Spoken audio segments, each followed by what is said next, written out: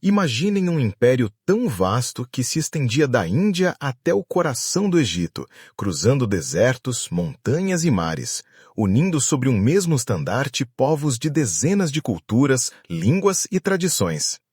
Um império que controlava as rotas comerciais mais ricas do mundo antigo, que mantinha um sistema administrativo eficiente e que possuía uma máquina militar temida de um extremo ao outro do continente. Este foi o Império Persa sob Xerxes I, um dos nomes mais lembrados da antiguidade, tanto pela grandiosidade de suas realizações quanto pelos fracassos que marcaram sua trajetória. E é justamente essa dualidade, a do governante que parecia intocável e, ao mesmo tempo, humano em suas falhas, que torna sua história fascinante até hoje.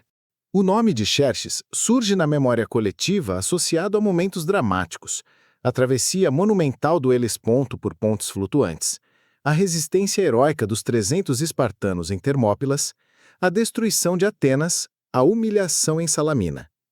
São imagens que evocam tanto admiração quanto crítica. De um lado, temos o governante que herdou o maior império que o mundo havia conhecido até então e o conduziu a feitos logísticos e arquitetônicos sem precedentes. De outro, o homem que deixou a arrogância cegar sua razão, conduzindo exércitos inteiros à ruína e precipitando a decadência de sua própria dinastia. Antes mesmo de olhar para seus erros, é importante compreender que Xerxes foi moldado por um contexto único. Filho do poderoso Dário I e da rainha Atossa, neta de Ciro o Grande, ele carregava em suas veias não apenas o sangue real, mas também o peso de um legado de conquistas. Educado desde cedo para acreditar que era quase uma divindade entre os homens, Xerxes não herdou apenas o trono. Herdou uma narrativa de grandeza que exigia dele superar seus antecessores. No Oriente, ele era venerado como Rei dos Reis. No Ocidente, seria lembrado como o soberano que ousou desafiar as cidades-estados gregas e encontrou nelas sua mais amarga derrota. Essa mistura de glória e tragédia, de poder e descontrole, é o que faz sua biografia ser estudada até hoje por historiadores, estrategistas militares e até líderes políticos. Afinal, a vida de Xerxes nos revela um paradoxo essencial da liderança. Quanto maior o poder acumulado, maior também a tentação da arrogância e mais frágeis se tornam os alicerces de um império.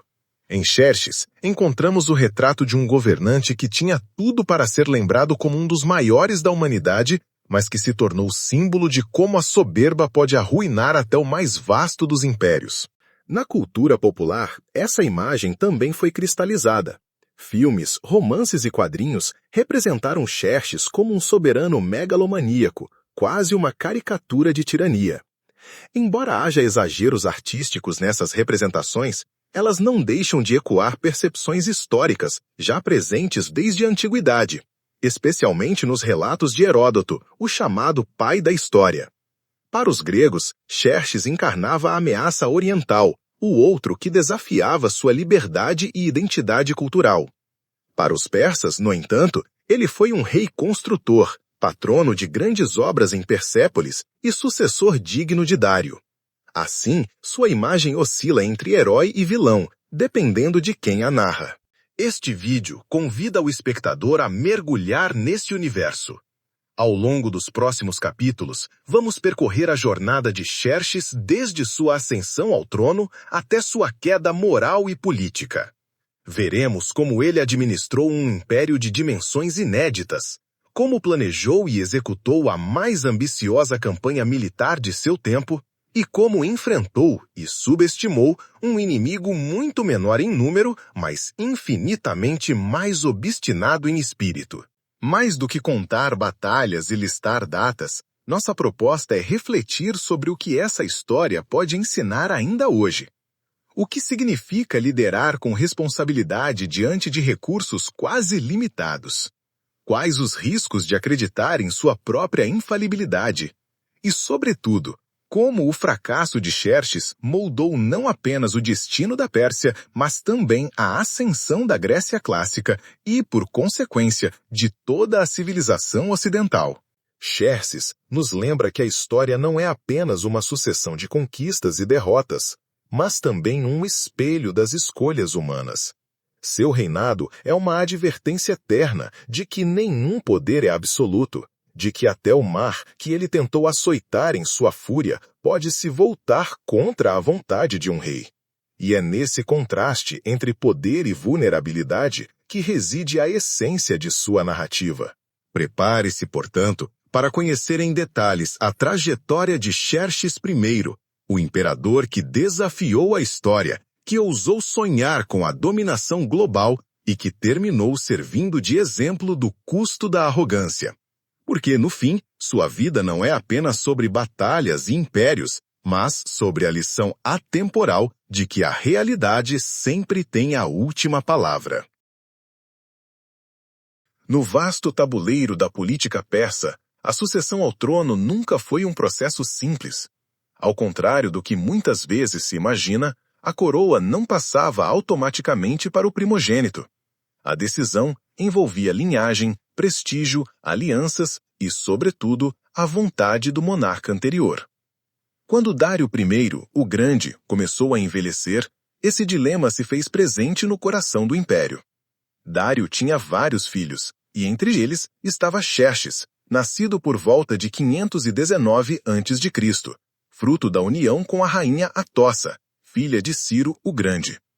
Esse detalhe genealógico, aparentemente sutil, seria determinante para garantir a ele a coroa do maior império da antiguidade. Atossa não era uma esposa qualquer. Ela representava a continuidade direta do legado de Ciro, fundador do Império Persa. Seu sangue conferia legitimidade quase sagrada a Xerxes, algo que outros filhos de Dário não podiam reivindicar. O rival mais notável na disputa era Artabazanes, filho mais velho de Dário com uma esposa anterior.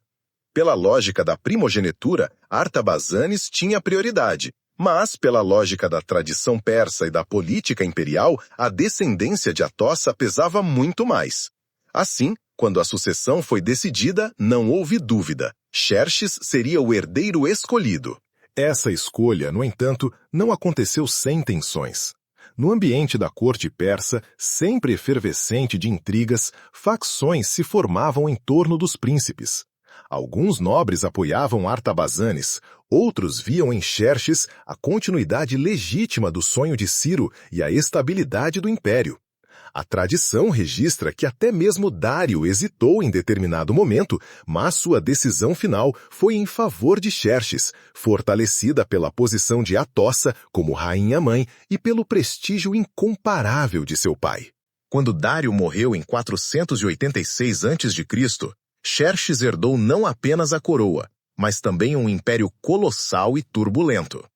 O poder aquemênida se estendia do Vale do Indo até as margens do Nilo, abarcando povos de culturas, religiões e línguas extremamente diversas. Era uma estrutura impressionante, mas também difícil de controlar. Antes mesmo de consolidar sua posição como rei, Xerxes precisou lidar com revoltas perigosas que ameaçavam corroer a autoridade imperial. As primeiras rebeliões ocorreram em duas regiões particularmente problemáticas, o Egito e a Babilônia. O Egito, acostumado a resistir a domínios estrangeiros, sempre foi um território difícil de administrar. Poucos meses após sua ascensão, Xerxes teve de enviar forças militares para esmagar uma insurreição que ameaçava se espalhar pelo delta do Nilo. A repressão foi rápida e brutal, reafirmando o poder persa sobre a terra dos faraós. Ainda mais significativa foi a revolta da Babilônia. Esse reino, com sua tradição milenar e aura de grandeza cultural, representava não apenas um centro estratégico, mas também simbólico.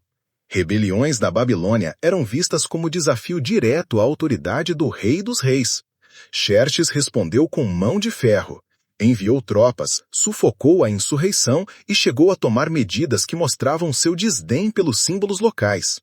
Há registros de que ele removeu a estátua de Marduk, a divindade principal da cidade, gesto interpretado como humilhação e sinal claro de que não toleraria mais questionamentos à supremacia persa. Esses episódios iniciais moldaram a imagem de Xerxes como governante.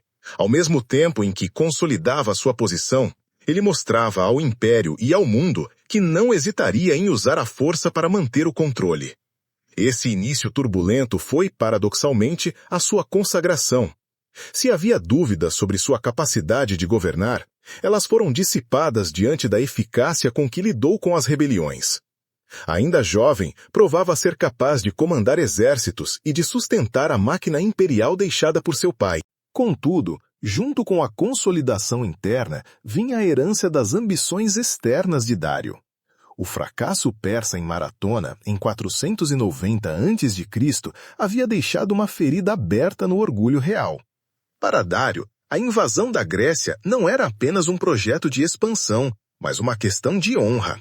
A derrota diante dos atenienses havia manchado sua reputação, e antes de morrer, ele havia preparado nova campanha para corrigir esse erro. A morte o impediu de realizá-la, mas deixou a missão nas mãos de Xerxes. Assim, ao herdar o trono, Xerxes herdava também uma obsessão: subjugar as cidades-estados gregas. Não se tratava apenas de expandir fronteiras, mas de restaurar a glória do nome persa e de superar o feito de seu pai. Em sua mente, essa missão era parte inseparável de sua identidade como rei. A vitória sobre a Grécia se tornaria a marca definitiva de seu reinado, e falhar nesse objetivo seria como falhar em sua própria essência. Nos primeiros anos, portanto, Xerxes não apenas reafirmou sua autoridade no interior do império, mas começou a planejar aquela que seria uma das campanhas mais grandiosas e dramáticas da história.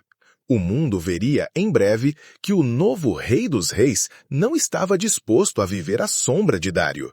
Ele buscava deixar sua marca com um gesto que ecoaria pelos séculos: a tentativa de subjugar a Grécia e inscrever seu nome entre os conquistadores imortais.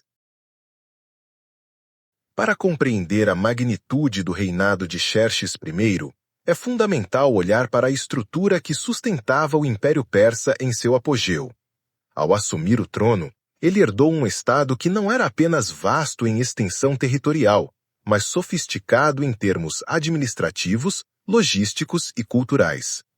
Essa base sólida, construída principalmente por Ciro o Grande e Dário I, fez do império uma entidade política singular na antiguidade, um modelo que, em muitos aspectos, seria observado e até imitado por civilizações posteriores.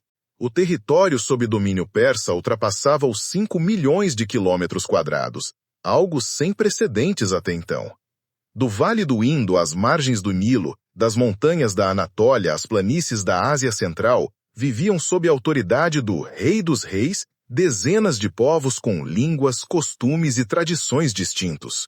A grande conquista dos Aquemênidas não foi apenas militar, mas administrativa: transformar essa diversidade em um sistema relativamente estável, capaz de durar por gerações. A chave para isso estava no modelo das satrápias. Cada região conquistada era organizada em uma província administrada por um sátrapa, um governador com ampla autonomia local, mas responsável por enviar tributos e lealdade à corte real. Esse arranjo criava um equilíbrio delicado. Os povos submetidos mantinham boa parte de seus costumes, religiões e elites locais, enquanto reconheciam a autoridade superior do monarca persa. A presença de nobres locais no governo regional não apenas suavizava o impacto da dominação estrangeira, mas também garantia que o império fosse visto menos como uma força opressora e mais como uma estrutura integradora. Para garantir que esses governadores não se tornassem independentes, Dário e seus sucessores, incluindo Xerxes, desenvolveram um eficiente sistema de supervisão. Inspetores conhecidos como os olhos e ouvidos do rei percorriam as satrapias, verificando se os tributos eram pagos corretamente, se a justiça estava sendo aplicada e se havia sinais de rebelião. Esse mecanismo de controle centralizado era crucial para manter a unidade de um território tão imenso. Outro pilar do império era a infraestrutura. Os persas construíram uma rede de estradas impressionante, a mais famosa delas sendo a Estrada Real, que conectava Susa, no coração do império, até Sardes, na Anatólia, cobrindo cerca de 2.700 quilômetros. Graças a esse sistema, mensagens podiam percorrer grandes distâncias em questão de dias, um feito extraordinário para a época. O serviço de correios, com estações de troca de cavalos, permitia que ordens imperiais fossem transmitidas com velocidade e segurança. Era como se o império tivesse desenvolvido seu próprio sistema nervoso, mantendo o centro conectado às extremidades. O controle das águas também foi uma característica marcante. Os persas eram mestres em engenharia hidráulica, construindo aquedutos e canais que levavam água às cidades e campos de cultivo. Isso não apenas sustentava a população, mas também permitia a prosperidade econômica das regiões sob seu domínio.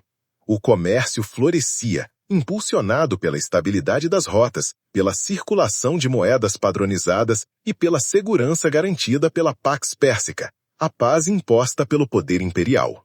No campo cultural, o império se destacava pela tolerância relativa, incomum para os padrões da antiguidade. Ao invés de impor uma religião oficial de maneira agressiva, os reis persas permitiam que os povos conquistados mantivessem seus cultos e tradições. Essa postura criava lealdade e evitava conflitos desnecessários.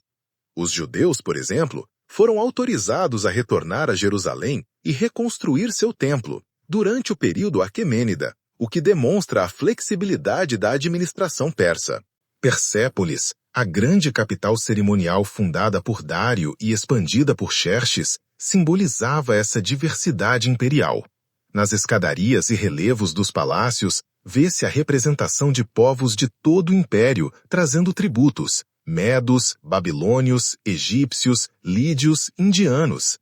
Cada um retratado com seus trajes característicos, em um desfile que ilustrava não apenas o poder do monarca, mas também a integração cultural que sustentava a máquina imperial. Era uma celebração visual da ideia de que todas as nações, ainda que diferentes, encontravam unidade sob o comando do rei persa. Esse sistema, no entanto, não era perfeito. A vastidão do território tornava inevitáveis tensões e rebeliões, como as que Xerxes enfrentou no início de seu reinado. Além disso, a dependência de sátrapas locais criava espaço para corrupção e rivalidades internas. Mas, no geral, o modelo aquemênida demonstrou uma capacidade rara de conciliar poder centralizado com diversidade cultural.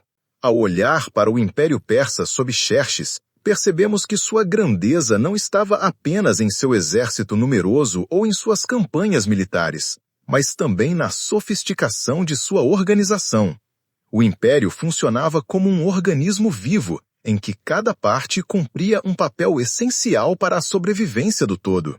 Essa estrutura permitiu que Xerxes mobilizasse recursos em escala jamais vista, como ocorreria na invasão da Grécia. Ao mesmo tempo, essa mesma rede, quando sobrecarregada, revelou suas fragilidades. Portanto, antes de analisar as batalhas e derrotas que marcaram seu reinado, é importante reconhecer que Xerxes não governava um colosso instável, mas sim uma das mais avançadas civilizações políticas do mundo antigo. O legado administrativo da Pérsia influenciaria até mesmo Roma, séculos depois, e permanece como testemunho de que a verdadeira força de um império não reside apenas em suas armas, mas na habilidade de organizar e integrar diferentes povos sob um mesmo sistema. Quando Xerxes consolidou seu poder no interior do império, após sufocar rebeliões no Egito e na Babilônia, voltou-se para a tarefa que se tornaria a marca central de seu reinado, a conquista da Grécia. Esse projeto não surgiu do nada. Era a continuação direta da política de Dário I, seu pai, que havia tentado estender o domínio persa sobre as cidades gregas e fracassara de forma humilhante em Maratona, em 490 a.C. Para Xerxes, a campanha não era apenas militar. Representava a chance de vingar a honra ferida da Pérsia e, ao mesmo tempo, superar os feitos de Dário. Ele buscava uma vitória que imortalizasse seu nome, como aquele que subjugaria os povos que ousaram desafiar o Rei dos Reis. O planejamento da expedição começou anos antes da invasão efetiva. Xerxes não desejava repetir os erros do passado. Reuniu engenheiros, arquitetos, militares e administradores para preparar uma campanha que, em escala, seria inédita na história. Fontes antigas, especialmente Heródoto, falam em mais de 2 milhões de homens convocados, número que os historiadores modernos consideram exagerado, mas que, ainda assim, indica uma mobilização gigantesca. Tratava-se de um esforço coletivo do Império inteiro.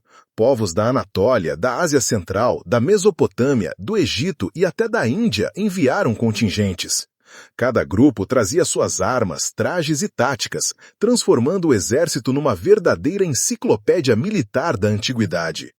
Um dos aspectos mais notáveis dessa preparação foi a logística. Xerxes ordenou que depósitos de suprimentos fossem construídos ao longo da rota de invasão, garantindo que seu exército tivesse acesso a alimentos, água e equipamentos. O simples ato de alimentar dezenas ou centenas de milhares de soldados, junto com cavalos e animais de carga, já representava um desafio colossal. Para isso, o Império ativou toda a sua rede de estradas, canais e rotas fluviais, num esforço de coordenação sem precedentes. A marinha persa também desempenhou papel crucial nesse projeto. Xerxes reuniu cerca de 1.200 navios de guerra, tripulados por marinheiros experientes de regiões com tradição náutica, como os fenícios, egípcios e jônios. Essa frota não era apenas uma força de combate, mas também parte essencial da logística. Transportaria suprimentos, tropas e, em caso de necessidade, serviria como linha de apoio à costa. Os portos do Império foram mobilizados para equipar, abastecer e organizar esse exército naval que pretendia esmagar a resistência grega por mar, ao mesmo tempo em que o exército avançava por terra. Um episódio famoso ilustra bem tanto a ambição quanto a mentalidade de Xerxes. Para atravessar o Estreito de Helesponto, que separa a Ásia da Europa, ele ordenou a construção de 2 pontes flutuantes feitas com centenas de navios alinhados lado a lado, sobre os quais se colocava uma plataforma de madeira e terra. Era uma obra de engenharia ousada, comparável a qualquer façanha arquitetônica do mundo antigo. No entanto, uma tempestade destruiu a primeira versão das pontes. Xerxes, furioso, reagiu de maneira simbólica e absurda.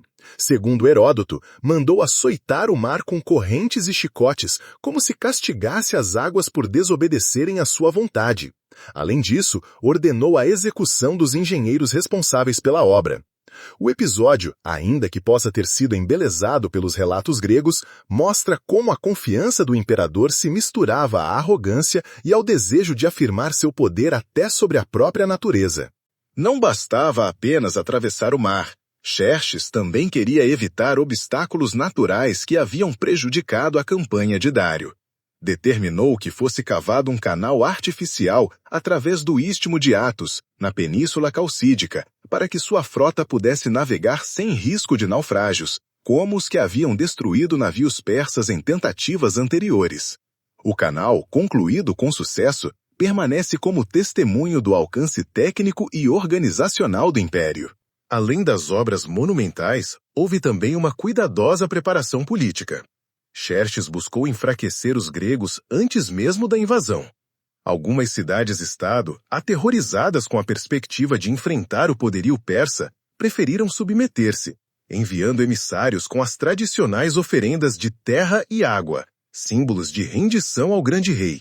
Assim, antes de mover suas tropas, Xerxes já havia garantido aliados locais, que forneceriam suprimentos e informações estratégicas.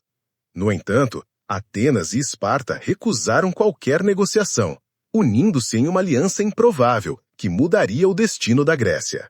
Outro detalhe importante foi a dimensão cerimonial da campanha. Xerxes não marchava apenas como general, avançava como uma divindade encarnada. Mandou construir um trono portátil para observar seu exército. Exigiu desfiles triunfais em cada cidade atravessada e recebia homenagens grandiosas. Para os persas, essa demonstração de poder reforçava a ideia de que a guerra não era apenas contra a Grécia, mas uma missão sagrada, conduzida pelo próprio representante dos deuses na terra. No entanto, toda essa preparação escondia um problema estrutural. A logística monumental exigia recursos quase infinitos. O exército persa, por maior que fosse, tornava-se vulnerável à medida que avançava para longe de suas bases, esticando as linhas de suprimento. Muitos conselheiros alertaram o imperador sobre esse risco, sugerindo que uma força menor e mais eficiente seria mais adequada. Mas Xerxes, guiado pela confiança em sua superioridade numérica, descartou tais advertências, considerando-as sinais de covardia. Ao final dessa fase de preparação, o império estava mobilizado como nunca antes. Estradas, portos, canais e depósitos transformaram-se em engrenagens de uma máquina de guerra colossal. Para Xerxes, o destino parecia selado. A Grécia cairia e sua vitória se tornaria um marco da história. O que ele não previa é que, apesar de toda a grandiosidade, enfrentaria inimigos determinados, conhecedores de seu próprio território e dispostos a lutar até a morte. O palco estava montado para alguns dos confrontos mais lendários da antiguidade. Se essa história já te prendeu até aqui, é porque você valoriza conteúdo de qualidade. Então aproveita este momento para curtir o vídeo, se inscrever no canal e ativar o sininho. Assim você não perde nenhum episódio das grandes narrativas que moldaram o mundo. E se conhece alguém que vai curtir essa jornada, compartilhe esse vídeo e ajude a levar o conhecimento mais longe. Agora, vamos voltar para a nossa história. A preparação colossal de Xerxes culminou em alguns dos confrontos mais icônicos da antiguidade. Ao atravessar o Helesponto e avançar em direção à Grécia, o imperador persa acreditava que sua vitória seria inevitável. O espetáculo de seu exército, colunas intermináveis de guerreiros, cavalaria, carros de guerra, além de uma frota imponente, já havia intimidado inúmeras cidades-estado gregas, muitas das quais preferiram render-se. Contudo, duas se mantiveram irredutíveis: Atenas e Esparta. A união improvável entre a democracia ateniense e a disciplina militar espartana transformou a resistência grega numa força inesperada, que desafiaria o poderio persa em batalhas que ficariam marcadas para sempre na memória do mundo. O primeiro grande confronto ocorreu no desfiladeiro das Termópilas, em 480 a.C. Esse estreito corredor, limitado de um lado pelo mar e de outro por montanhas íngremes, era o ponto estratégico perfeito para deter um exército numericamente superior.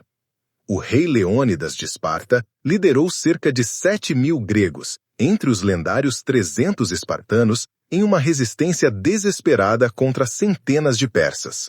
Nos 2 primeiros dias, a luta foi brutal. O estreito impedia que a superioridade numérica persa fosse aproveitada, e os hoplitas gregos, com suas lanças longas e escudos pesados, mantinham uma formação quase intransponível.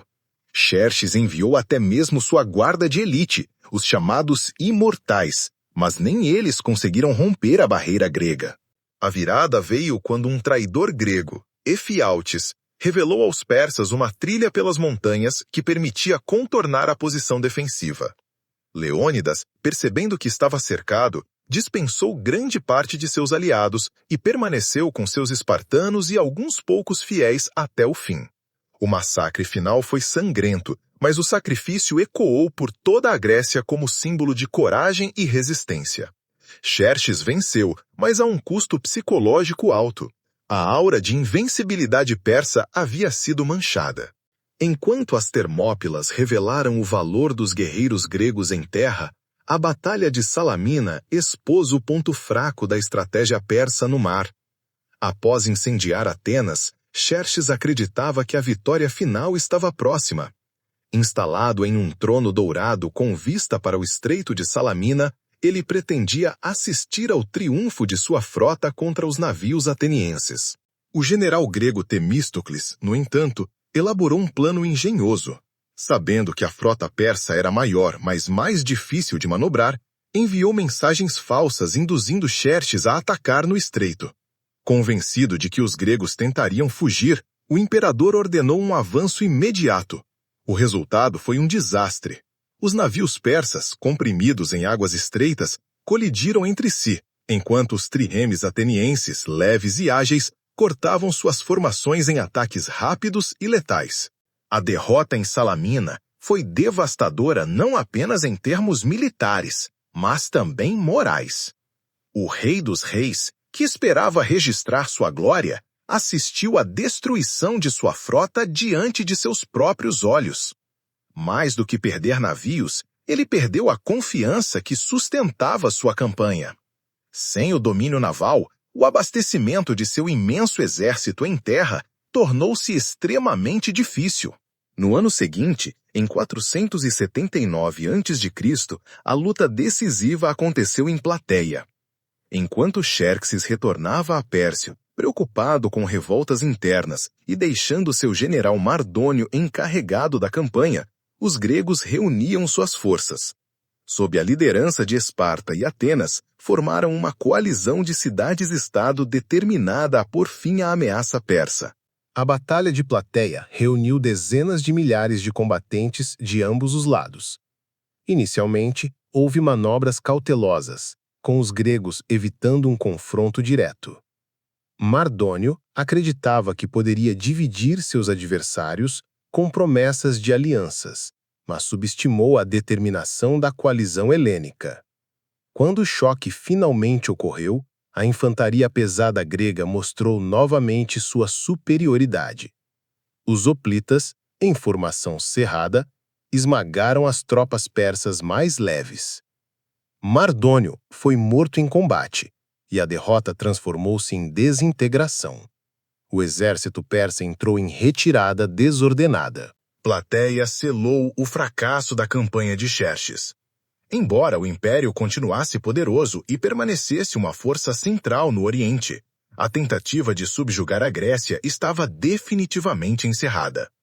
Pior ainda, a derrota abriu caminho para a ascensão das cidades-estado gregas, que nos anos seguintes não apenas se libertaram da ameaça persa, mas também expandiram sua própria influência.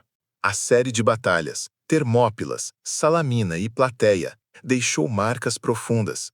Para os gregos, foram momentos de afirmação cultural e política, um divisor de águas que reforçou sua identidade coletiva e inspirou mitos duradouros.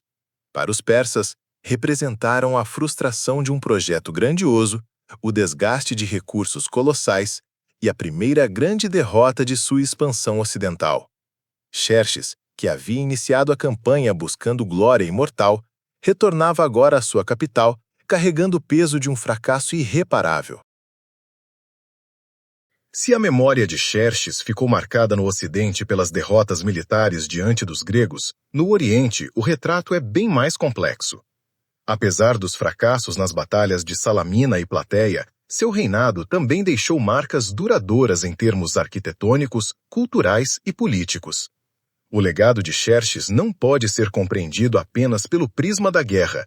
Ele também foi um soberano que deu continuidade a projetos monumentais, consolidou tradições administrativas e imprimiu uma visão de poder que ecoaria por séculos. Um dos aspectos mais visíveis do legado de Xerxes encontra-se em Persépolis, a capital cerimonial do império. A cidade, iniciada por Dario I, foi ampliada de forma espetacular sob o comando de seu sucessor. Xerxes supervisionou a conclusão do Portão de Todas as Nações, uma entrada monumental ladeada por colossos em forma de touros alados, que simbolizava a universalidade de seu poder.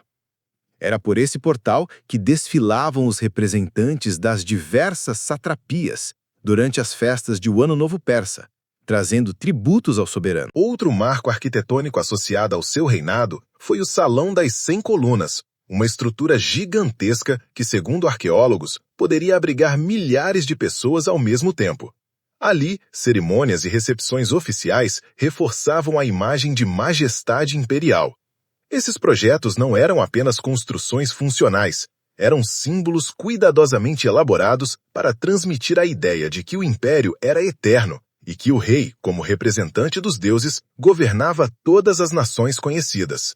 Xerxes também patrocinou obras em outras regiões, como a Babilônia e Susa, embora sua relação com a primeira fosse marcada por tensões.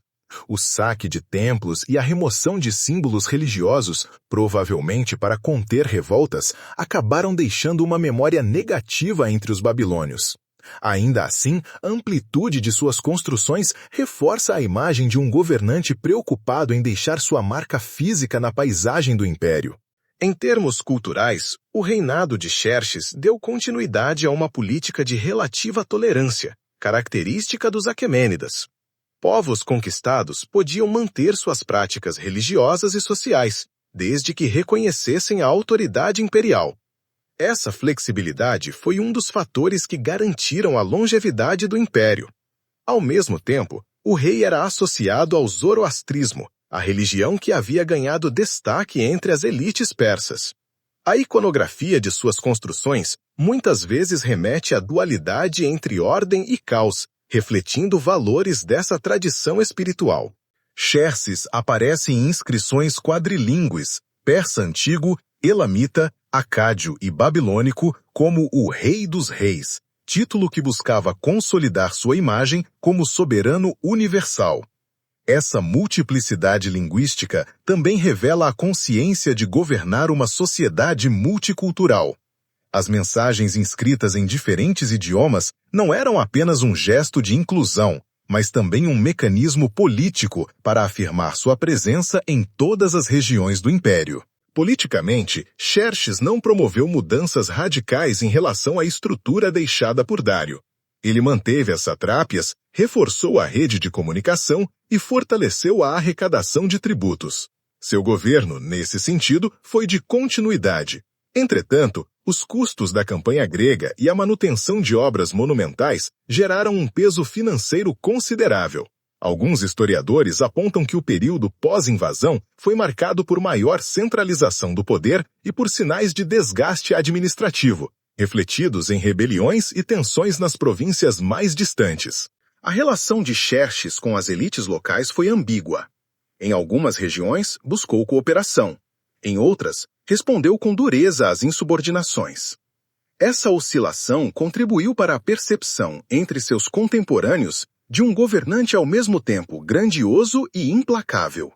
A desconfiança crescente em relação a seus generais e conselheiros, especialmente após as derrotas na Grécia, fez com que passasse a se cercar de guardas pessoais e a se envolver em projetos internos, como construções, em vez de campanhas externas de grande porte. O legado de Xerxes se estende para além do Império Persa. Sua tentativa de subjugar a Grécia, ainda que mal sucedida, acabou moldando o imaginário grego de identidade coletiva. Foi a resistência às suas tropas que uniu cidades-estado, antes rivais, criando as bases para o florescimento cultural da Grécia clássica. Nesse sentido, Xerxes foi, involuntariamente, um catalisador do desenvolvimento ocidental. No Oriente, suas construções continuaram a inspirar governantes posteriores. Alexandre o Grande, ao conquistar a Pérsia, ficou impressionado com a magnificência de Persépolis. Embora tenha ordenado sua destruição, talvez como gesto simbólico contra o poder que Xerxes representava. Ainda assim, as ruínas que restaram tornaram-se testemunho eterno da ambição arquitetônica e política dos Aquemênidas. Xerxes, portanto, não pode ser reduzido a um monarca derrotado. Seu reinado nos mostra que o poder se manifesta em várias dimensões. Militar, sim, mas também cultural, arquitetônica e simbólica. Ele foi ao mesmo tempo um construtor e um destruidor. Um líder que uniu povos sob seu comando, mas que também permitiu que sua arrogância fragilizasse os alicerces de seu império. Ao olharmos para seu legado, vemos que a história é sempre feita de contradições. Xerxes deixou cicatrizes no orgulho persa, mas também ergueu monumentos que ainda hoje despertam admiração. Sua imagem atravessou milênios como exemplo de um governante que buscou a glória absoluta e, mesmo falhando em conquistá-la no campo de batalha, conseguiu imortalizar seu nome nas pedras e na memória da civilização. A trajetória de Xerxes I revela muito mais do que a história de um monarca persa. Ela expõe, em detalhes, as tensões universais entre ambição e prudência, entre poder absoluto e os limites impostos pela realidade. Seu reinado foi marcado por contrastes. De um lado, a grandiosidade de obras monumentais, o auge administrativo de um império que se estendia por territórios imensos e a capacidade de mobilizar recursos em escala inédita. De outro, derrotas militares que abalaram a confiança no Rei dos Reis e expuseram o preço da arrogância. O fracasso da campanha contra a Grécia não deve ser visto apenas como um episódio militar. Ele representou uma mudança de rumos no equilíbrio geopolítico do Mediterrâneo. A vitória grega em Salamina e Plateia foi decisiva para a sobrevivência e o fortalecimento das cidades-estado, permitindo que florescesse a Era Clássica, com seus filósofos, artistas e instituições políticas que tanto influenciariam a cultura ocidental. De certa forma, Xerxes, ao tentar subjugar a Grécia, acabou desencadeando um processo que ampliou a relevância histórica de seus adversários. Ao mesmo tempo, seu legado no Oriente foi profundo. As construções em Persépolis, as inscrições quadrilíngues e a manutenção da complexa rede administrativa consolidaram uma imagem de poder e organização que ainda impressiona. Esses feitos mostram que, mesmo diante de derrotas externas, Xerxes continuava a ser visto como soberano supremo em grande parte do mundo conhecido. Contudo, as revoltas internas, o desgaste econômico e a crescente paranoia do monarca nos últimos anos indicam que o peso de seus erros militares repercutiu até dentro das fronteiras do império. O que torna Xerxes fascinante é justamente essa dualidade. Ele não pode ser resumido a um tirano arrogante, nem tampouco a um rei construtor visionário. Foi ambas as coisas. Sua arrogância o levou a açoitar o mar, a acreditar que nenhum povo ousaria resistir a seu poder, a ignorar conselhos de generais experientes. Mas foi também o governante que ergueu monumentos de beleza impressionante, que manteve vivo um império diverso e que buscou perpetuar a memória de sua dinastia por meio de símbolos arquitetônicos e culturais. A lição atemporal que sua vida oferece é clara: todo poder, por maior que seja, é vulnerável quando guiado pela soberba. Xerxes dispunha de recursos quase ilimitados, mas falhou em compreender que a disciplina, a determinação e a estratégia podiam ser armas mais decisivas do que números. Foi essa falha que permitiu a um grupo de cidades relativamente pequenas resistir ao maior império de sua época. Ainda hoje, líderes, gestores e governantes encontram na figura de Xerxes um espelho desconfortável. Seu exemplo demonstra que ouvir conselhos, reconhecer limites e adaptar estratégias são virtudes indispensáveis à sobrevivência política. O contrário, a recusa em admitir falhas, a confiança excessiva na força bruta, a negação da realidade pode transformar vitórias potenciais em derrotas humilhantes. Ao final, a imagem que permanece de Xerxes é paradoxal. Ele aparece nos relatos gregos como a personificação da tirania oriental, um soberano que se acreditava divino e que subestimava a liberdade dos helenos. Mas nas pedras de Persépolis e nos relevos que retratam povos trazendo tributos, vemos outro lado, o governante que desejava afirmar a unidade de dezenas de nações sobre um único império. Essa tensão entre o olhar do inimigo e a memória de seus súditos compõe a complexidade de seu legado. A queda de Xerxes não foi apenas a de um homem, mas também o prenúncio da transformação do equilíbrio de forças no mundo antigo. Sua arrogância abriu espaço para a ascensão da Grécia e, posteriormente, para o surgimento de Alexandre, o Grande, que completaria a tarefa que Xerxes falhou em realizar, a dominação do Império Persa. Dessa forma, o nome de Xerxes ficou para sempre associado ao limiar entre grandeza e declínio. No fim das contas, a vida desse soberano nos lembra que nenhum império é eterno, nenhuma autoridade é inquestionável e nenhum governante, por mais poderoso que seja, está acima da realidade.